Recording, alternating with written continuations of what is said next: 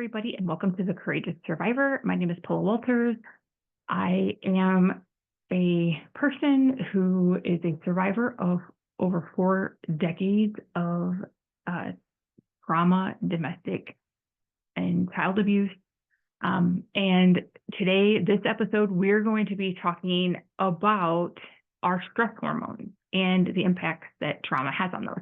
Last week, we talked about our happy hormones, our feel-good hormones, which were dopamine, oxytocin, serotonin, and endorphins. We talked about how trauma impacts them and what that looks like for our physical and mental well-being, and the importance of regulating those and getting those kind of back in order and ways to do that. So this week, when we're starting to talk about the stress hormones, what we mean by that is talking about our adrenaline, our noradrenaline, and our cortisol. These 3 have really been kind of my demise in my,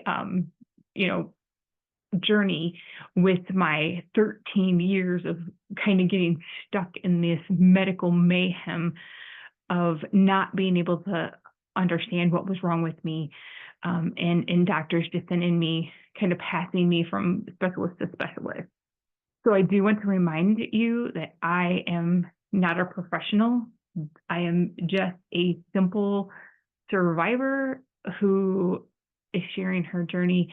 I did in 2019, when I was facing, I was told I probably wouldn't see 50, and lost my ability to keep doing my full-time job that I had done for 2 decades, and lost some of my driving privileges, and just kind of was at rock bottom. I decided to go against my regular neurologist and look for hope and for answers, and ended up in Minnesota, where I went to a functional neurologist, which changed the trajectory of my life. I came back a different person after going out there for a week for intensive therapy, or rehab, I guess you would call it. But not only did they address my brain injury and the kind of the neural stuff, it opened my eyes to just this complete dysfunction of all the specialists that I've seen, and how nobody ever told me all the stuff that I learned out there about how important exercise and sleep and balance and hydration and being outside and grounding and my attitude, my outlook on life and stuff, how powerful making those lifestyle changes was to my own healing, and just exactly what trauma, going all the way back to childhood, could do on my body. And so when I left there, I was asking all kinds of questions about books that I could read and podcasts, and I have just been chasing for these last, since 2019, chasing these 5 years of learning and learning and learning. And unfortunately, most people cannot afford to go to a holistic or functional, doctor, practitioner, because it's not covered by insurance. I believe that our insurance and our medical system is profits over people. And, they need to make livings too, so they can't give free care, for functional medicine. So this is just a survivor sharing what she has learned, from reading, from going to functional medicine doctors. And I've done the work. I just did a post on my social media the other day about how I have maintained a 70-pound weight loss on top of going from not being able to work full-time at my job. Actually, they told me I wouldn't be able to work at all. They wanted me to apply for disability. They were going to help me with that. And I wasn't able to drive to. Now I am back to work full-time in the same capacity that I was. I am driving. I really truly have no restrictions, and I feel that I am the best I've ever been at 50 years old, when I was told that I wouldn't live. And if I was, I would be on disability and probably not be able to function, like live on my own. So I thank you for being here, and let's deep dive into these stress hormones. And we're going to start with adrenaline. So between, I can't even say it, like, I think between adrenaline and cortisol, of being impacted by everything that we've talked about so far on this podcast, talking about the dopamine, oxytocin, endorphins, serotonin, and now we're going to talk about adrenaline, noradrenaline, and cortisol. I would say that the cortisol and the adrenaline are the two that have been the hardest for me to kind of rewire. And they are probably the most critical, because I clearly am still stuck in fight or flight a little bit, not nowhere near where I was. And I can truly snap myself out of it, but it's like, I can have small little things that my body still wants to react to as they're really big things. And so being able to catch that and kind of be like, is this fact or feeling? Is this coming from, my emotional brain or my rational brain? And I have to kind of really catch that. And then the cortisol has truly left impact on my physical health. And that's kind of how I've had to really work on that. And I will continue to work on that, getting that immune system and all of the problems that cortisol caused back under control. So let's start with adrenaline. It is often called our fight or flight hormone, which is very essential into life threats, life preserving. It prepares us to react quickly in the presence of danger. So it will speed up our heart rate. It will increase blood flow. So it kind of sets off rest and digest, and it kind of will start increasing blood flow to the muscles. It will sharpen our focus. So this is kind of like our muscles when, you, as a paramedic, I can't normally just kind of lift a body, but like when we're on a call, and so I can move so much more than what I can when it's just a regular, I'm at home doing exercises. So, and in the short term, that, like, being able to do those things is that surge of energy that it gives us is vital in those life-threatening situations. It truly can mean the difference between life and death. However, if we're in a domestic situation, or children that are exposed to domestic situations, or children that are exposed to abuse, law enforcement, first responders, people that are chronically around trauma, ER workers, you can get stuck in fight or flight because you remain in that heightened state a lot, even when the immediate danger has passed. And after a while, then what that looks like is the body will start pumping adrenaline even when it's not necessary. And so that can look like triggers. It can look like just constantly, that startle reflex, constantly living up here. And so some of the symptoms from that can be that you are really irritable and anxious a lot, difficulty in sleeping. It can be, so physical symptoms, it can really be that you have muscle spasms, chronic headache. It can be that you can have digestive issues. It can be that you have palpitations. And think about just those things: digestive issues, headaches, muscle spasms, muscle pain, kind of sometimes it feels like, fibromyalgia. But think about those things and how many people have those complaints. So, you have that stuff on top of then you have difficulty concentrating. You have a long-term exposure to that fight or flight. You kind of get stuck there. And so now you have, all of these symptoms that you have all the time and you just don't understand why. And so when you, so you have to really kind of dig in deep and so how do I get myself out of there? And it doesn't even have to be that you are currently in the situation. Your body can perceive that it's still being exposed to trauma, because if you don't unpack your trauma, it still impacts you in the emotional brain. And so, people, I often, when I speak, I refer to it as my baggage, because I do carry that with me.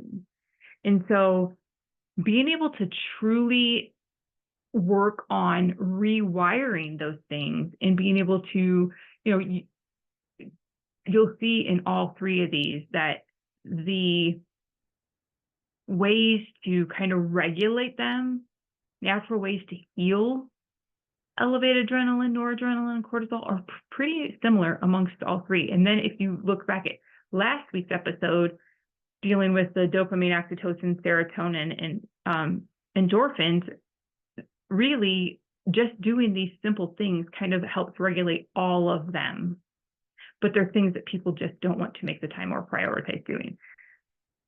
So when you start looking at natural ways to kind of regulate, per se, your adrenaline is, again, back to breathing exercises and meditation. People do not like to sit in silence. People cannot just sit and breathe and sit and meditate. There's a book called Dopamine Nation. It's phenomenal on how we are just constantly go, go, go, go. We just can't sit in silence. Learning to do so is super, super important. So doing that, regular physical activity, regular exercise, like yoga, walking, swimming, can be particularly effective in this. But doing regular exercise, something that just kind of burns off that excess adrenaline. So for me, one of the ways that I really focus on that is, because I'm just like everybody else. I don't want to just exercise every day, but I will go out and work in my garden. So, using the shovel, using the hoe to kind of dig up the weeds and just being physically active. And plus then being outside just helps a lot too. So those two things kind of working, I get my serotonin and I get my adrenaline kind of grounding with those things. So it's really, really important to kind of address those. And because, we need our body to have adrenaline, because we need to be prepared for, immediate action. However, it is not good when you're chronically having to live there. And as a child abuse victim and for a person who chronically who serial dated the bad boy type, I was kind of addicted to that. In being rewired wrongly for what was a good man, per se, I got myself into a lot of situations. So I kind of lived in trauma a lot. So that's kind of working with our adrenaline.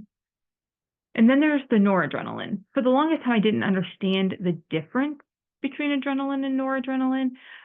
Adrenaline is a key hormone in our stress response because it plays a vital role in sharpening our focus and preparing us for action. So I really can notice this part, you know, as a paramedic, when there is multiple things going on and there's multiple things that we need to do quickly to treat a patient, especially if it's something like an auto accident and there are multiple patients, is being able to quickly be able to kind of prioritize what needs to go first, you know, kind of being able to triage. And it really does kind of do the same thing in life. Noradrenaline kind of helps us triage the stressors and in the problems of whatever event is there. So the problem is trauma. When trauma causes chronic stress, those levels can become elevated chronically, and that will get to restlessness, irritability, anxiety. So again, very much like adrenaline, you will have anxiety or irritability. Again, you'll have insomnia, sleep disturbances. So you'll have difficulty falling asleep, or you're waking up frequently. And that anxiety, you constantly feel anxious or irritable, even in non-stressful situations. Now, something that's different about this one that you don't have with the adrenaline is the racing thought. So it, like you just have persistent, rapid thoughts that are just kind of hard to control. And there's a lot of people that have that. So it can also give you some physical symptoms. So again, we're right back with the frequent headaches, rapid heart rate, tension in those muscles. I know for me, I see a chiropractor fairly regularly. He's a holistic one. But let me tell you, these muscles that are in like my upper shoulders and in my back is where I really truly carry this. And of the 3 doctors that were at the chiropractor that I go to, only one of them can really kind of just get that to let go. And so I carry a lot of my trauma there. And you know, that's kind of tied to that being stuck in fight or flight with the adrenaline and the noradrenaline. And again, that irritability, you just are overly reactive to just such minor stressors. So it might be like looking at having a conversation with your partner, your parent, your child, your friend, a worker, and you just fly off the handle. You kind of get loud, you say things you don't mean, and you're very reactive, often without context. And that is that kind of adrenaline and noradrenaline being stuck. And so being able to kind of, again, we're going to be looking at the same ways to naturally regulate noradrenaline. So regular physical activity. People do not understand the importance of just really physical activity, balanced nutrition, mindfulness, like meditation, whatever you want to call it, breathing techniques, and prioritizing sleep. I get made fun of all the time for going to bed at 7:30, 8 o'clock.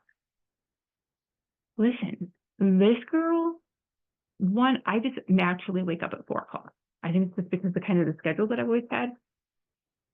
But I go to bed, I prioritize, I need to have 7 to 8 hours of sleep. And I will not yield on that because I understand these, like all of this, the importance to the sleep to my feel-good chemicals and the importance to sleep to my stress hormones. Because that's the common thing. And I can feel it when I don't prioritize those things. So also for noradrenaline, having social support. So just kind of really just, so social support, you know, I am still working on that right now. I'm pretty am pretty engaged in social support with my dog. I'm learning connection. So that's kind of my social support. But breathing techniques for noradrenaline, adequate sleep, balanced nutrition. So really getting those antioxidants, magnesium, getting those omega-3 fatty acids, and truly avoiding caffeine. I do not drink energy drinks. I do not drink any pop. I truly only drink water, tea, or coffee. And my coffee and my tea are always organic. And my coffee, I pretty much only drink Bulletproof or Danger Coffee because I want them free of mycotoxins. So I'm very careful about what I put in to me into my body. So that is, so recognizing those signs of noradrenaline, and it can kind of just, and for adrenaline, and being able to kind of work on those will just bring you out of that, like, up here and just being like, type of people. Because I feel like as society, we are so reactive. I mean, you can't drive on the roads, go to a store, go on social media without just seeing how everybody is so on edge and angry. So there's that. Now, cortisol. This is often actually just called our stress hormone. This one has really been a doozy for me. So it helps in a lot of different ways when we're exposed to trauma. So it kind of helps our immune response, our metabolism, and our inflammation. So when trauma gets involved, the cortisol regulation gets disrupted and it can actually have prolonged being exposed to trauma. It can actually make it dysfunctional, and that can impact our mental and physical health. So cortisol regulates our, it can manage our stress by regulating our blood sugar, enhancing our brain function. And this is where I think that there was so much that looked like I had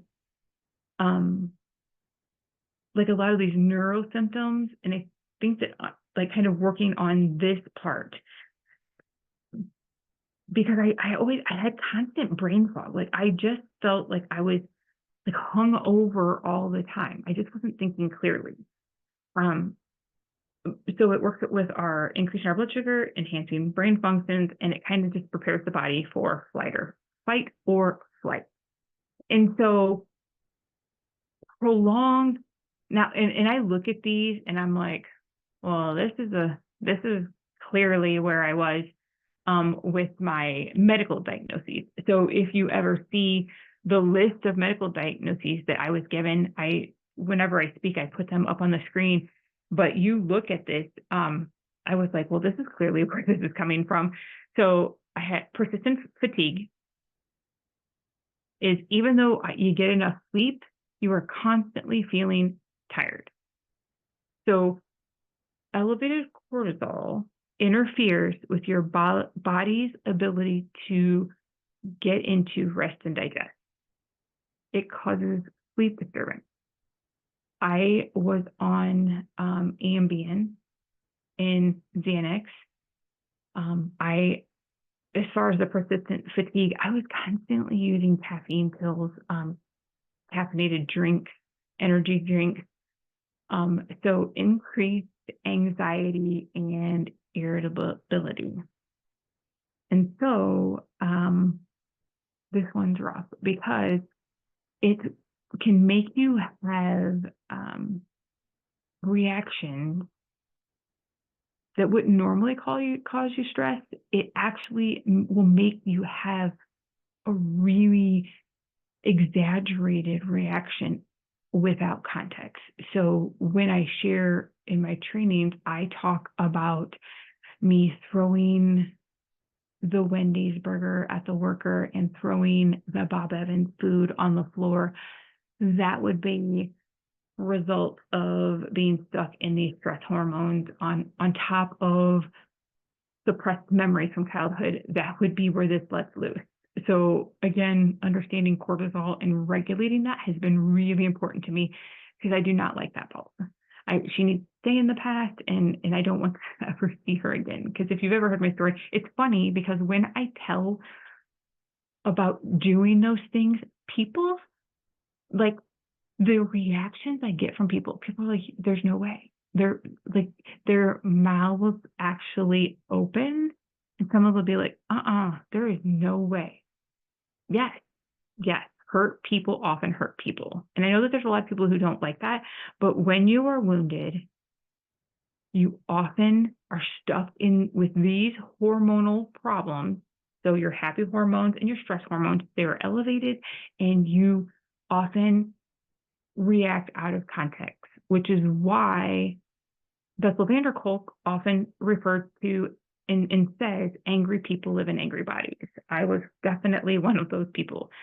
So sleep disturbances that increase anxiety and irritable weight gain, especially around the abdomen. I had just posted, I am now 70 pounds down from when I first started kind of rewiring my myself and unpacking my trauma. At my highest, I was 283. I am currently in between, I pretty much stay between the 165, 170 range right now. I'm kind of been plateaued there, and I'm good where I'm at. I would really like to, you won't be able to see this if you were just listening to audio, but if you're on my YouTube, like, I've lost so much weight that I really want to tighten all of, the places in my arms and my legs and my belly and even under my neck, where I've lost so much weight.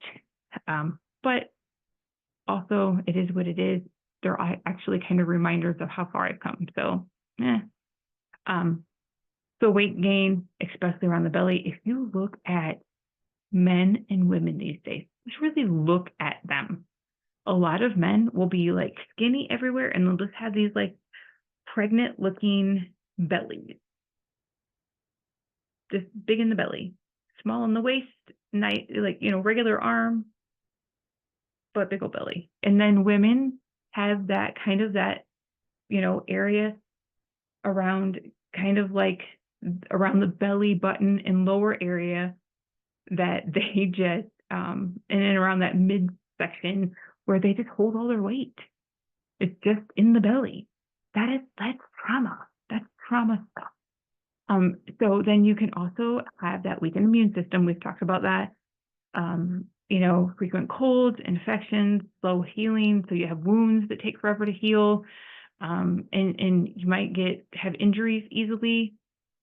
So there's that. Because in elevated cortisol kind of suppresses your immune system. Now, I had a lot of, I was always sick, always sick, always having, like, I was constantly sick, and I don't get sick anymore. I don't. And, again, it helps a lot. So brain fog and difficulty concentrating. This is where, like, I think that where they started looking at me having early onset dementia, me having MS, me having, just a lot of those neuro symptoms or neuro diagnoses that they gave me was kind of related to this. And so elevated cortisol can impair our cognitive function. And so it makes it hard to focus, think clearly, and make decisions. So I work very hard to daily do multiple things of what I'm getting ready to talk about on natural ways to heal elevated cortisol. And again, they're the same things that we've been talking about for all these chemicals. So meditation and mindful practices, exercising regularly, prioritizing sleep, eating a balanced diet, staying hydrated, I have this jug that I put 100 ounces of water in that I take to work with me, and everybody makes fun of me. And you know what? I'm probably in the best physical shape of all of them, despite my age and some of them being much younger than me, because I take care of myself. So staying hydrated, connecting with others. Again, probably not so great about with other humans. I do prioritize my time, morning and evening time with my dogs, just because it really does work on my oxytocin on top of like working with these and engaging in relaxation technique. So deep breathing, again, muscle relaxation. I love hot baths. I love using my TENS unit. And then spending time in nature, going outside. So when I go outside to do my gardening, I wear my flip-flops, and then when I get out to my garden, I work barefooted. I don't walk around my yard a whole lot barefooted because I have 5 dogs and lots of landmines, but when I'm in my garden, I love being barefoot. There's a lot of podcast people that talk very much about grounding. Gary Breska is one. I mean, Mark Hyman, and there's just person after person after person that talks about the importance of grounding and being outside. So prioritizing your healing. So again, just want to kind of talk, kind of in wrapping up with these, I know, like, think about just making those changes to yourself.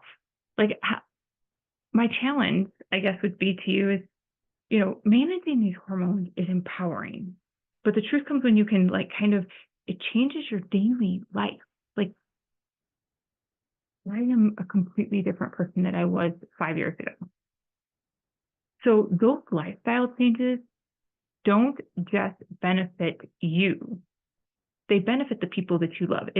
For me, it makes me, a better mom, a better daughter. It makes me a better employee. It makes me a better partner. It makes me a better mom to my dog.